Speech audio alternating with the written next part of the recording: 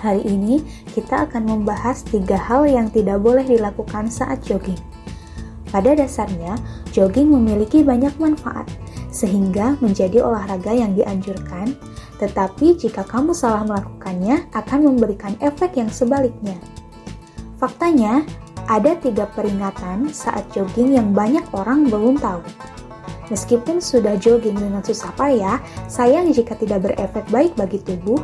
Jadi, di video kali ini saya akan menjelaskan 3 hal yang tidak boleh dilakukan saat jogging. Channel ini akan membahas hal yang berkaitan dengan lari. Jadi, jangan lupa klik tombol subscribe, like, dan share. Mari kita masuk ke topik pembahasan. Pertama, berlari terlalu lama. Biasanya berapa lama kamu berlari? Tentu saja, waktu yang dibutuhkan untuk berlari, untuk tujuan kesehatan dan tujuan latihan berbeda. Untuk orang yang melakukannya untuk tujuan kesehatan, jogging yang baik adalah sekitar 30 menit. Namun, saya dulu berpikir bahwa semakin lama berlari, maka akan semakin efektif. Namun, dalam beberapa tahun terakhir menjadi jelas bahwa berlari lebih dari 30 menit akan mengurangi massa otot secara bertahap. Jadi, tidak disarankan untuk berlari berjam-jam lamanya. Tentu saja, ada juga berbagai manfaat jika jogging dalam waktu lama. Jadi, bukan berarti bahwa kamu harus berhenti jogging untuk waktu yang lama. Namun, jika kamu terus berlari dalam waktu yang lama, energi yang tersimpan dalam tubuh akan mulai menipis dan protein yang membentuk otot akan dipecah menjadi asam amino dan dikonsumsi sebagai energi. Akibatnya, akan menyebabkan massa otot dalam tubuh berkurang. Dengan kata lain, jika terlalu banyak berlari, otot akan rusak dan berkurang. Jadi, walaupun berlari terus-menerus, waktu yang ideal adalah sekitar 30 menit. Tempat berlari juga menjadi hal yang penting. Beberapa orang sering berlari di medan yang keras seperti aspal. Aspal merupakan medan yang mudah dilalui, namun karena kasar, beban pada kaki akan jadi cukup besar. Apalagi orang yang lari di daerah perkotaan sering berlari di jalan beraspal, sehingga mudah untuk terbebani. Sebenarnya, jika seseorang hanya berlari di aspal untuk jarak yang jauh, sendi lutut akan mudah terluka. Namun, aspal memiliki keunggulan yaitu tidak licin meski basah. Jadi, tidak selalu buruk berlari di jalan beraspal. Kamu juga bisa mengatasi masalah ini dengan menggunakan sepatu lari yang memiliki bantalan. Beberapa orang memiliki lingkungan di mana mereka dapat berlari di halaman berumput, dan halaman berumput direkomendasikan karena memberikan sedikit beban pada kaki. Apalagi di daerah dekat sungai, kamu bisa berlari jarak jauh di jalan yang lurus, membuat sangat mudah untuk berlari. Namun, setelah hujan, medan menjadi licin, sehingga mudah jatuh di medan yang berbatu menjadi hal yang merugikan. Karena itu, alangkah baiknya kamu bisa mempertimbangkan tempat yang tepat untuk berlari.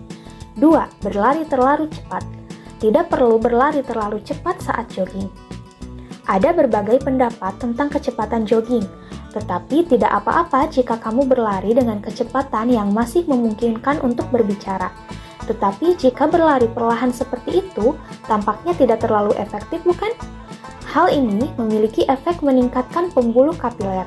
Pertama-tama, untuk berlari, perlu untuk mengirimkan oksigen yang diambil dari paru-paru ke seluruh tubuh. Dan kapiler ada sebagai jalur untuk membawa oksigen ke setiap sudut tubuh. Dan semakin banyak kapiler, semakin memungkinkan untuk menyalurkan energi dengan lebih efisien. Kapiler akan meningkat dengan berlari perlahan dalam waktu yang lama. Jadi, efektif lari pelan-pelan dengan jogging. Bukan hanya itu, berlari pelan-pelan memiliki efek mengaktifkan otot yang berbeda dari biasanya, yaitu otot lambat. Sederhananya, otot manusia terdiri dari 2 jenis otot cepat dan otot lambat. Otot cepat dapat bergerak cepat, tetapi tidak memiliki daya tahan. Otot lambat lemah dengan gerakan instan tetapi memiliki daya tahan. Ini adalah otot yang memiliki daya tahan. Lalu, otot cepat dapat dilatih dengan gerakan instan dan otot lambat dapat dilatih dengan gerakan lambat. Dengan kata lain, ketika kamu berlari perlahan dalam waktu lama untuk jogging, kamu menggunakan otot lambat daripada otot cepat, sehingga dapat mengaktifkan otot-otot lambat. Akibatnya, daya tahan otot akan menjadi meningkat, sehingga tubuh tidak mudah lelah. Jadi, tidak harus lari kencang untuk jogging. 3. Puas hanya dengan jogging. Banyak orang yang puas hanya dengan jogging dan tidak melakukan apa-apa lagi. Tetapi, hal ini tidak benar, karena seperti yang saya sebutkan sebelumnya, hanya melakukan jogging saja bisa membuat orang lebih mudah kehilangan ototnya. Dan jika massa otot hilang, metabolisme basal akan menurun, suhu tubuh akan turun, dan gangguan fisik akan lebih memungkinkan terjadi. Jadi, ini bukan hal yang baik. Karena itu, melatih otot secara terpisah juga efektif untuk membangun otot tanpa kehilangannya. Untuk itu, pelatihan otot sangat penting. Tetapi ada beberapa poin yang harus diperhatikan, yaitu melakukan latihan otot menggunakan berat badan sendiri. Banyak orang mungkin membayangkan memakai peralatan angkat beban saat mendengar kata latihan otot. Tapi, kamu tidak harus melakukan latihan otot seperti itu secara tiba-tiba. Pertama-tama, kamu cukup latihan otot hanya dengan menopang berat badanmu saja. Lakukan squat perlahan sebanyak 10 kali atau squat dengan satu kaki secara perlahan. Itu akan cukup efektif untuk otot. Bagi banyak orang, memulai dengan squat satu kaki mungkin sudah cukup. Juga ada banyak otot yang bisa kamu latih dengan latihan otot. Tapi pada dasarnya, pastikan untuk melatih kedua otot ini. Paha dan betis memiliki area otot yang besar, yang cenderung mudah tumbuh. Juga, otot-otot tubuh bagian bawah ini kencang, jadi hanya perlu menstabilkan latihan saja. Akan ada banyak hal yang baik untuk kesehatan jika kamu melakukannya dengan baik.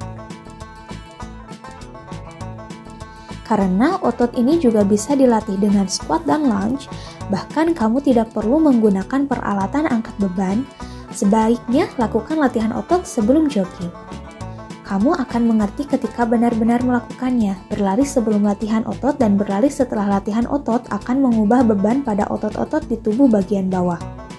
Kesimpulannya, menurut saya lebih baik berlari setelah latihan otot ringan sebelum jogging karena otot berkembang lebih baik jika berlari sebelum latihan otot.